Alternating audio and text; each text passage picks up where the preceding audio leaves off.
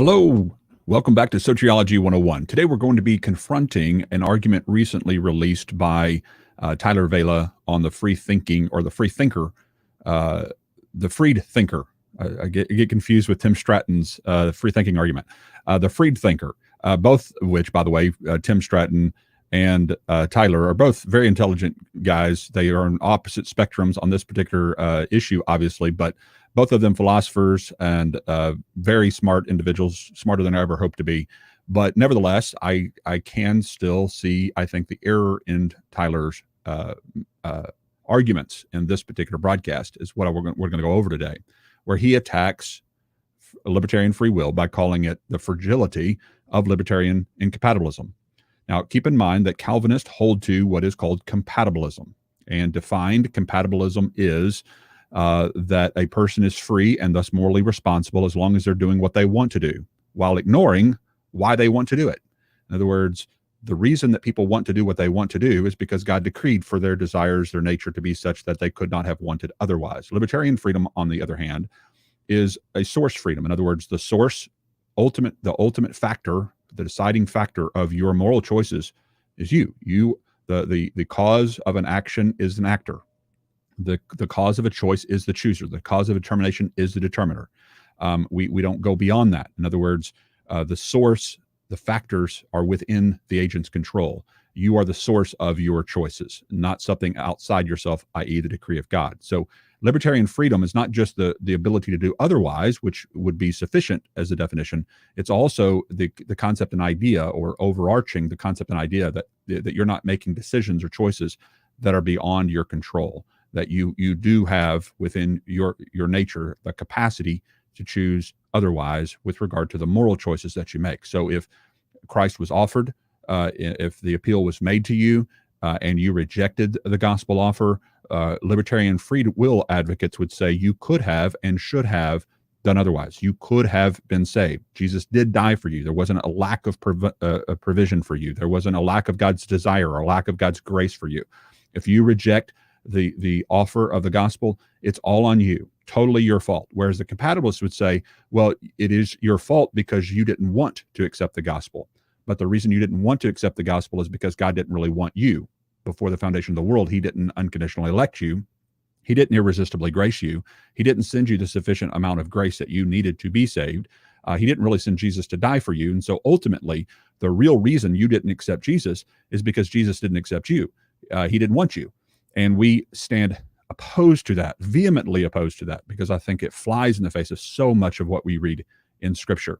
Now, as is scrolling on the bottom of the screen before we jump into this video, just remind you to go to sociology101.com, click on the support link if you can help us spread the news of God's love and provision for all people.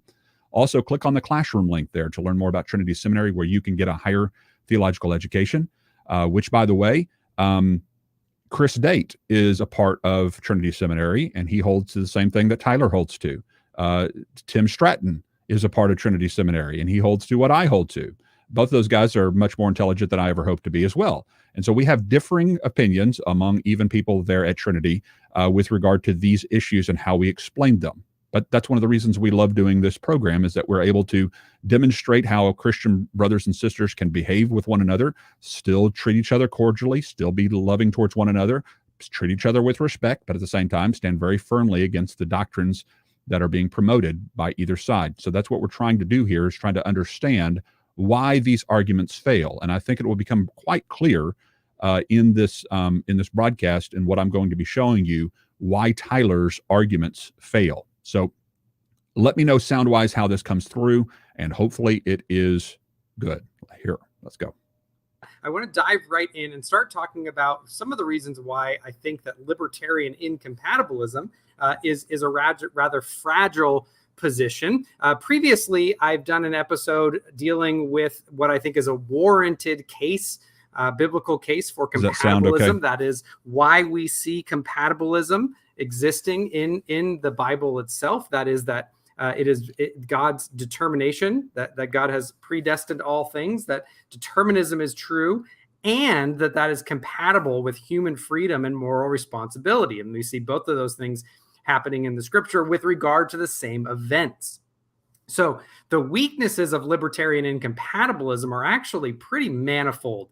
There's so many defeaters for it that, and I've gone through a bunch of those on this show, on various episodes dealing with Molinism and other issues in and around the debates around determinism and free will. But there's so many defeaters that it's kind of hard for me to imagine how anyone can affirm it with this kind of absolute dogmatic certainty that if you... Well, this always baffles me. And again, I'm not trying to be cute in saying this. I'm not being facetious. I think it's a legitimate argument, is for a determinist to wonder how and why someone is an indeterminist seems baffling to me, because the only reason we would be an indeterminist if determinism is true is because God sovereignly and unchangeably decreed for us to be indeterminists. Even Bignon and other leading Calvinists have confessed, yeah, that's just the case. It's just true. So I'm not sure why they seem so baffled that anyone would be dogmatically in support of libertarian freedom, given the claims of their own systematic that all things come to pass by sovereign decree. And thus they need to say, well, we just don't understand why. It's unfathomable to us why God would decree for Leighton to be dogmatic about his libertarian free position. That's what he should say. He shouldn't be so just baffled that creatures under the control of a divine being would be this way. He should be baffled as to why God would cause them to be this way. And that would be more reasonable, and it would be consistent within his system. You deny libertarian freedom. Well, you're just denying freedom, and you're just saying we're all robots and all that kind of thing, such that anyone who disagrees with them just isn't holding to any type of meaningful sense of free will. So okay, now the reason the robot accusation comes up, or puppetry, or avatar world, that we're just programmed creatures, wet robots, you'll hear it say these kinds of things. The reason those accusations against compatibilism, i.e. determinism, come up is because of the Calvinist interpretation of Romans 9, the more literal, hyper-literal interpretation of Romans 9, and the potter and the clay analogy. Because the potter-clay analogy from Paul, if taken Calvinistically, means that we have no more control over our choices, desires, and destiny than a clay pot does in the hand of a potter. We're like inanimate objects in that respect, that we have really no control over how he shapes us and molds us. Now, we push back against that. We say that's hyper analogizing it's outreading the analogy. It's going further than what Paul was intending it. And we know that because Jeremiah 18 doesn't use the potter clay analogy in that manner. It doesn't remove the responsibility of the pot to humble himself and to be reshaped or remolded or reused for a more honorable use. We see even Paul use it in 1 Timothy in talking about the clay vessels, the pots in a house, and that if you cleanse yourself, you will be used for honorable use. And so we've demonstrated how the clay pot analogy shouldn't be taken hyper literally to mean that you have no ultimate say in how you're used or how you're shaped in the pot, in the potter's hand. But if you're going to take that analogy from Paul in that way, then what's wrong with other analogies that are drawing the same conclusion, i.e. that the potter is the one who determines your choices and desires, and thus your destiny? Isn't that what a robot maker does for a robot? Isn't that what a computer programmer does for his avatar world? Isn't that what a puppeteer does for his puppets? Isn't that the exact same analogy, that the one in control is moving and shaping and pulling the strings of the object in question? In other words, if you're going to interpret Paul's analogy in a compatibilistic, deterministic way, then what's wrong with other analogies that are drawing basically the exact same conclusion? I don't see a problem with that. Jamie, thank you for your super chat. Does God decree that I would give you $5? Couldn't have done otherwise.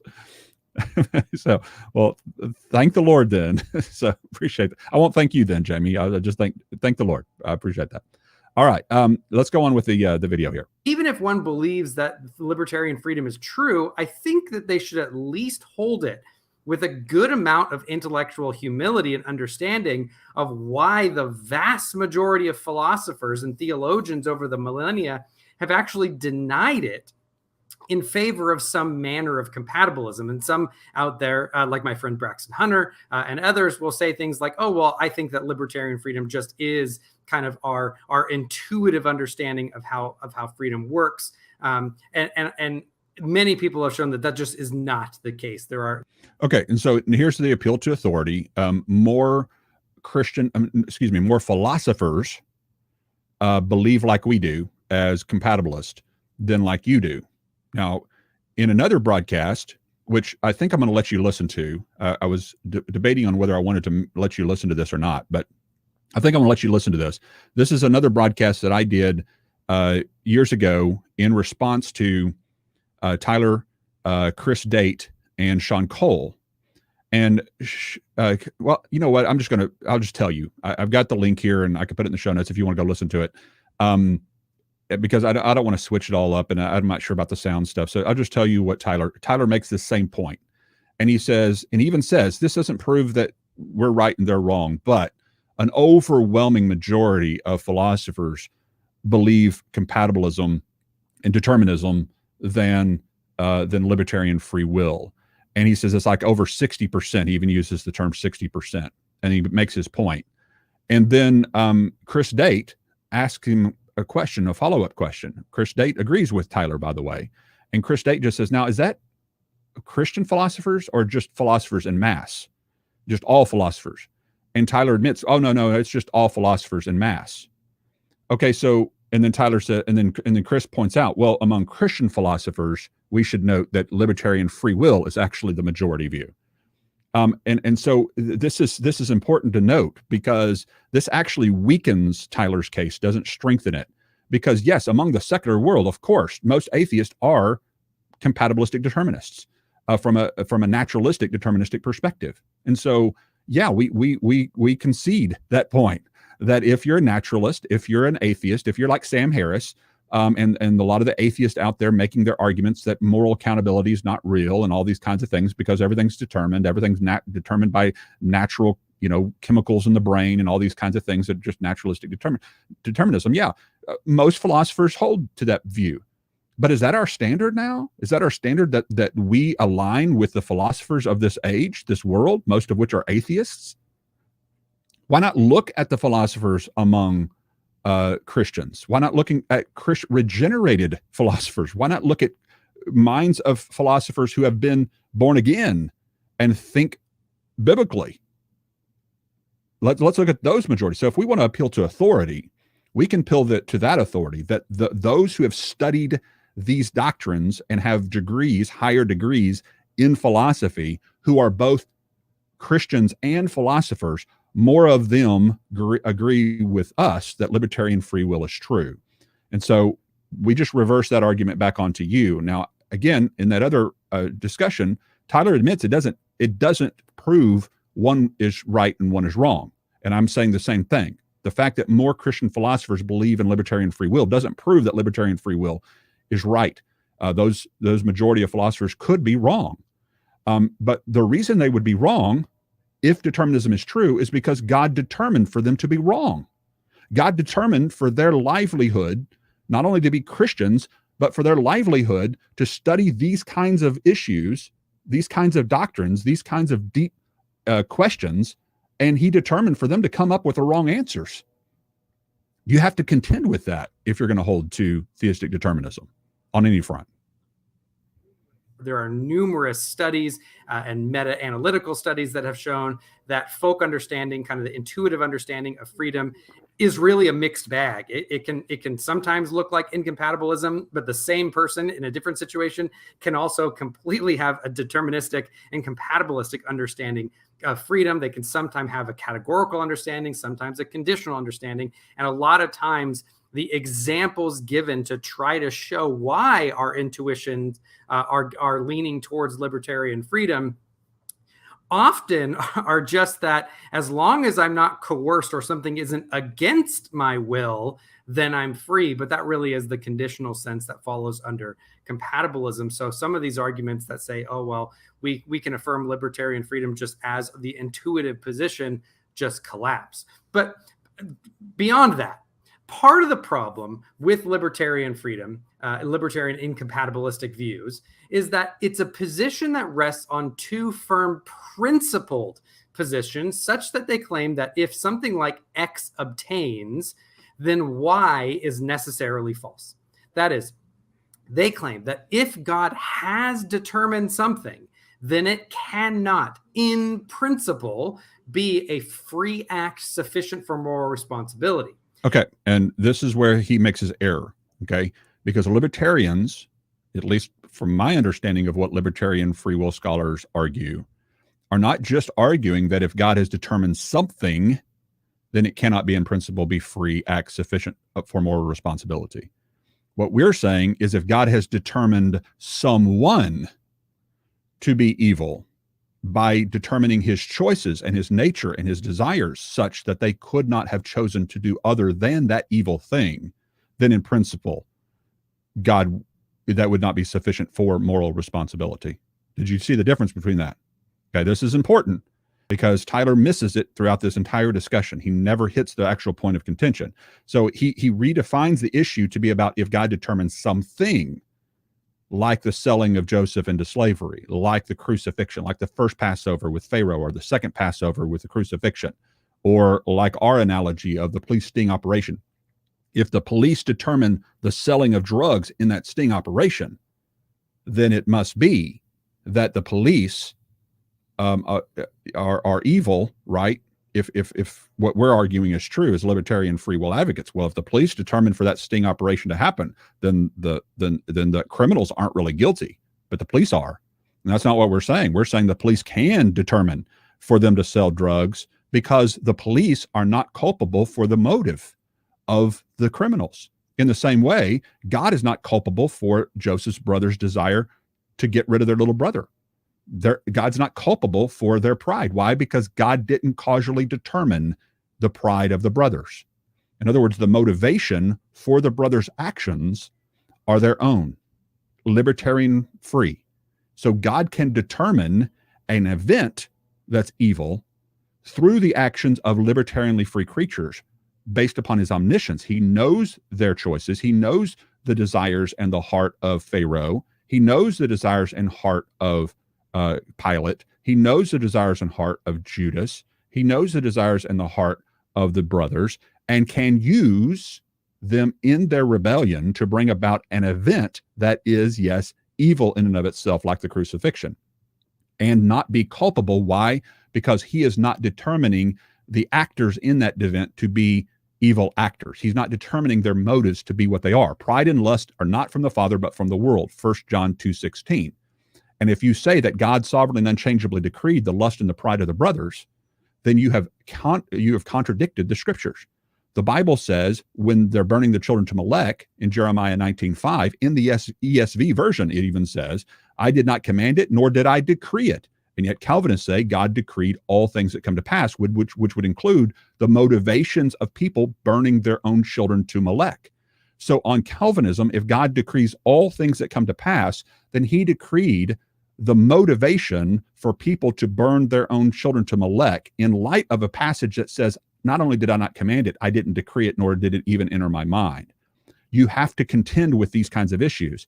And Tyler doesn't even get there. In other words, once again, we have a Calvinist confronting libertarian free will who doesn't actually hit the point of contention. He redefines the point of contention to make his system able to stand under the weight of it. And it simply doesn't work. Derek, thank you for your super chat. It says it bears repeating. Compatibilism is one explanation of some of the scripture, but libertarian free will is the only explanation of the whole counsel of God. And this is a good way of putting it, because there can be ways in which compatibilism is described that does meet some actions that God may or may not employ. In other words, there can be some of what compatibilists say that's true with regard to certain events in history. But proof that God brings about one particular evil event, like the selling of Joseph, doesn't mean he brings about all events, like the molestation that happens the very next day by somebody down the road from him. So proof that God orchestrated and worked within time and space to ensure the selling of Joseph does not prove that God works in that same meticulously sovereign way to bring about every molestation, every rape, every heinous thought, every action, every deed. It's just a non sequitur to assume that because God worked to bring about one evil event, that therefore he brought about all the motivations for that evil event, and he brings about all evil events in the same sovereign way that he brought about that one that the Bible mentions. Non sequitur. There's just no proof for this. And the Calvinistic system, compatibilism, rests upon that non sequitur, which is just out and out fallacious at its core. And that if God has determined something that is immoral or evil, then God is in principle blameworthy for that evil. That is, that he somehow illegitimately causes that evil action. That this is where you get something like he's the author of sin, or so on and so forth. Okay, so notice what he just said. If God, matter of fact, let me just see if I can put that into the chat itself, and so that y'all can see this for yourself, because I don't want to misrepresent Tyler. And so let me just put this in the thing. This is what he just said. If God has determined something that is immoral or evil, then God is in principle blameworthy for that evil. Now, that's what he's saying, is the principle that if he can just demonstrate how that's wrong, then he can demonstrate how libertarian free will just collapses. It's fragile. It doesn't work. Okay. And so what he thinks he has to do is, if I can just show you one thing that God has determined that is immoral or evil, like the crucifixion, which he goes on to use out of Acts chapter 2 and 4, which we've heard 1,000 times, right? If I can prove that God determined one thing that's immoral or evil, then that proves that God's not blameworthy for determining that thing that's evil. But I wouldn't say that that's the standard. And I think Tyler needs to understand this. I would say instead, if God determined someone to be moral or evil, then God is in principle blameworthy. So not if God determines something, the cell of Joseph, but if God determines someone, i.e. Joseph's brothers, to have the desire or motivation to do that which is evil by decreeing their desires, decreeing their pride, decreeing their lust, decreeing their murderous intent. If he did that, then yes, I would say in principle, God is blameworthy for that evil. And remember, this is not a new argument. This is not a new issue. This is what John Calvin, as we've played 1,000 times and have read 1,000 times, this is what he is appealing to the mystery of. And this is why we continue to read from that quote from John Calvin, where he says, as I put on the bottom of the screen, how it was ordained by the foreknowledge and decree of God what man's future was, without God being implicated as associate in the fault as the author and the prover of transgression, is clearly a secret so much excelling the inside of the human mind that I'm not ashamed to confess ignorance. I daily so meditate on these mysteries of his judgments that curiosity to know anything more does not attract me. What is John Calvin appealing to the mystery of? How it is that God is not culpable, how God is not to be blamed for ultimately decreeing what our future is, i.e. decreeing what our desires, our choices, our nature is from birth, that we could not do otherwise because of the nature he decreed for us to have. And so again, I'm just pushing back on Tyler. You have redefined the point of contention to be about God determining something, when it's really about what God has determined the motives of the someones that are involved in that thing. And that's the problem, is that you have focused upon the something, the event itself, without focusing upon the motives of the actors in that event. And you may be asking, okay, well, if God determines something, the crucifixion of Jesus, then that entails he must have determined Pilate to desire the things he desires. And I think that's where the non sequitur is. No, I think God can know the intentions of Pilate. Okay, this is where Molinism steps in a lot of ways, if you want to get into that whole debate and philosophy of that. But I don't think you even need to go into that much detail. It's pretty simple to say, if God knows the intentions, if he knows about the greed of Judas, okay, and he knows and uses Judas in his greed to bring about an evil event, the betrayal of Christ, and to ensure that evil event takes place through the betrayal of Jesus. And he uses things like speaking in parabolic language, telling his disciples, don't tell anybody about this yet. It's not the right time. In other words, he's using strategic means to ensure his crucifixion. He speaks to them in harsh language, calling them whitewashed tombs, telling them to eat his flesh and drink his blood without much explanation, all of which provoke them to eventually cry out, give us Barabbas and crucify Jesus. If God uses these means to ensure his crucifixion, to lay down his life for the sins, surely that does not prove that he sovereignly and unchangeably worked to bring about the motivations of all sins of all times, of every molester who's ever molested, every rapist who's ever raped, that God somehow sovereignly decreed their desires to do those evil, heinous things. That is not only a non sequitur, it's a gross non sequitur, and it's completely unfounded. There's no reason to even begin to suggest that because God worked within time and space with already evil men like Pilate, like Judas, like Joseph's brothers, like Pharaoh, to bring about an evil event in time that was for a good purpose, i.e. the Passover or the selling of Joseph into slavery so that he would eventually provide the means of freedom for the slaves or for the Israelites in the time of famine.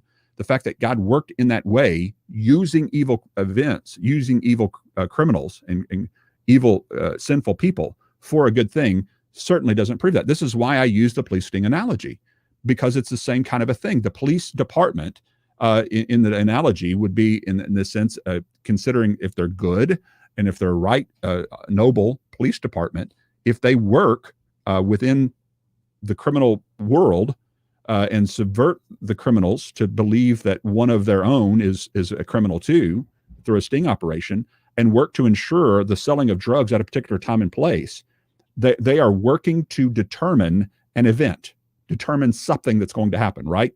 Does that mean that the police work to determine the motivations of those criminals since they were born, or somehow cause them to want to become criminals, or somehow cause them to want to be the kind of people who would sell drugs? Of course not. It only proves that the police department worked to bring about an event, something, and therefore it does not meet the standard that Tyler thinks this meets. And so we just push back against this. And he goes on to argue, you'll hear what he argues, and he gives what he calls numerous examples, and you'll see the fallacy of this now that we know what it is. The reason that this makes the position so fragile is that if one can present even a single exception to either of those principles, then the entire view is falsified. That is, the libertarian incompatibilist view is a principled position that says that any form of determinism and any meaningful sense of freedom and moral responsibility are in principle contradictory. So that if we can show one example where something is determined and free, or determined and we are morally responsible, then that principled position of that undermines libertarian incompatibilism is falsified, and the view is therefore falsified. So it's really a fragile position that simply giving one exception to its principled stances falsify the entire view. Okay, and so if that were our view, he would be right. It would be very fragile. And because it's not our view, then he has strawmanned our position and thus making it fragile. That's why it's called a straw man. Straw men are easy to defeat. And so if he had still manned us, it would be much more difficult and a much higher bar for him to not just have to prove that something was determined by God, but that someone was determined by God, in that their motives were determined by God, and therefore somehow God's not culpable in determining the motivations, the nature, the evil desires of the culprits in these evil events that take place. And so start over again, Tyler, go back, take down the straw man, put up the steel man of what libertarian free will actually claims, and good luck. Go try to find where God actually instills or causes or decrees the motivations of evil people to do evil things, in that he is the origin of their evil. Now, I can already anticipate what I think Tyler or others might do, and they might say, well, look at his hardening of Pharaoh's heart. See, God is initiating, he is the one who is causing the hardness or the rebellion of Pharaoh by hardening his heart. But if you look at the narrative, again, we've pointed this out several times, there's many times in which he hardens his own heart, other times where God hardens his heart. And we've talked to Michael Brown, if y'all remember him being on the show, who is a Hebrew scholar, and he talks about how the word hardening literally means, in the original text, to strengthen one in their resolve, which makes sense. It's what hardening is. It's just like when you get calluses on your hand, it becomes stronger, strengthening somebody in their resolve. Well, that's what a police department's doing with criminals. They're already criminally minded. They are already people who like selling drugs. The cops aren't causing that in any way. What are they doing? They're strengthening them in their resolve. They're hiding their identity from them so that they will do what they already want to do. They're strengthening them in their resolve. In other words, they're helping them to do what they already want to do. And that's exactly what God's doing to Pharaoh. He's taking an already criminal mind, an already hardened person, and strengthening him in his resolve. He's already resolved to keep his slave labor, Israel. He's already resolved to rebel against the God of Israel. That's already his resolve prior to Moses even showing up on the scene. Okay. So what is God doing? He's strengthening him in his resolve. He's hiding the truth that the plagues are obviously revealing about the identity of Moses's God, Yahweh, and he's hiding the identity of God by using different means, like he might have, like in the movie. If you watch the movie, the Ten Commandments movie, it's a woman that's whispering in Pharaoh's ear, "Oh, you're not going to let him trick you. That's just a magic trick. Turning the water into blood. That's just a magic trick. Don't let him best you." Pharaoh, you're the most powerful one. You're the greatest one. It's just whispering in his ear. And you may say, well, that's God's means to keep Pharaoh in the dark. Why? So as to bring about the Passover. In the same way that God strengthened Pharaoh in his resolve to bring about the first Passover, it's interesting how God strengthens Israel in their resolve to bring about the second Passover. In other words, God hardens Pharaoh to bring about the first Passover, and ironically, he brings Israel to freedom, only to eventually harden them in their resolve to bring about the second Passover. That's the beauty of the scriptures, is how God uses hardening to bring about his purposes. And he's not hardening innocent people. He's hardening people who are already rebellious and set against God in their own in their own hearts. And God using them in their already rebellious ways to bring about a good purpose through them.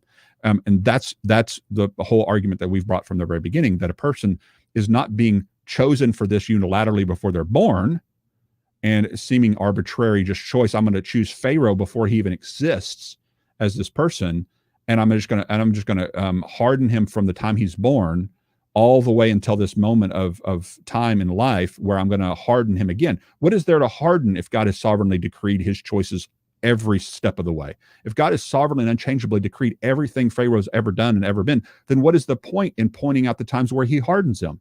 He's already completely controlling Pharaoh's decisions and choices. It's redundant to say God's hardening him here, because if God's hardening him at this point of decision, then doesn't that mean that the last point of decision that he made, that it was independent and free? In other words, for these passages to point out when God does step in and control and work to harden a will of a man doesn't prove compatibilism. It actually proves libertarian free will, because what is he stepping in and hardening if not the libertarian freedom of the will? This is one of the reasons I point out, and you'll hear James White and others talk about, well, God restrains evil and he permits things all these times. What is there to restrain and permit if not libertarian freedom? There's nothing. Is he restraining and permitting his own decree? So is he decreed this to happen and then restraining that thing that he decreed to happen? Is he permitting Jonah to want to run from Nineveh and then restraining him by the use of a storm and a fish? Or is he decreeing Jonah to want to run and restraining the thing he decreed Jonah to want to do? Listen, these times in which God works to manipulate or to strengthen a will in the resolve, to harden a will, these are all examples of God contending with the free will of man. It doesn't disprove the free will of man. And this is the things we've got to understand in order for us to truly understand how God is working within time and space. Now, does that remove all mysteries or all quandaries philosophically with regard to God's omniscience and how an infinite being works within a finite world? No, of course not. But I think it better aligns with the revelation we see in Scripture, and it doesn't impugn God as being the cause of people's choices and motivations. It ultimately gives blame back where blame should be, and that is on the creature, not the creator. So when somebody ends up in hell, they can't say, well, I was created to be this way. I was destined, I was fated to be this way prior to my even existing. God determined for me to be this way. and God sovereignly and unchangeably ordained my motives and my desire and my actions, my nature to be what they were, and I could not have done otherwise. And they can ultimately say, well, I rejected the gospel because he didn't send the gospel for me. He didn't really love me. He didn't really send Jesus to die for me. He didn't really want me. And that's what we're standing up against, because the logical implications of the Calvinistic system ultimately say that if anybody rejects God and dies in their rebellion, it's because God, first and foremost, ultimately rejected them and didn't really want them. And that's not what the Bible reveals, as far as I can tell. Hopefully this has been helpful. I pray that you will take these things and spread them. Click on the subscribe button, click on the share button. Visit us at soteriology101.com. If you haven't recently, subscribe to us on Twitter and on Facebook, and follow us there. If you are looking for more answers to more questions, if you're looking for more resources, remember, I've got a couple of books out on Amazon right now. If you're interested in that, easy for you to find, easy to read books that are really geared for the layman, that go through details of why we believe what we believe as provisionist, why we believe that it's important to stand against what was being popularly called Calvinism today, and why we need to continue to press on this in order for the next generation of Christians in the church to have some materials out there alternative to that which the Calvinists are churning out daily on the many websites that they own and are producing. And so help us to spread the news of God's love and provision. God bless you guys. We'll see you next time. Be good.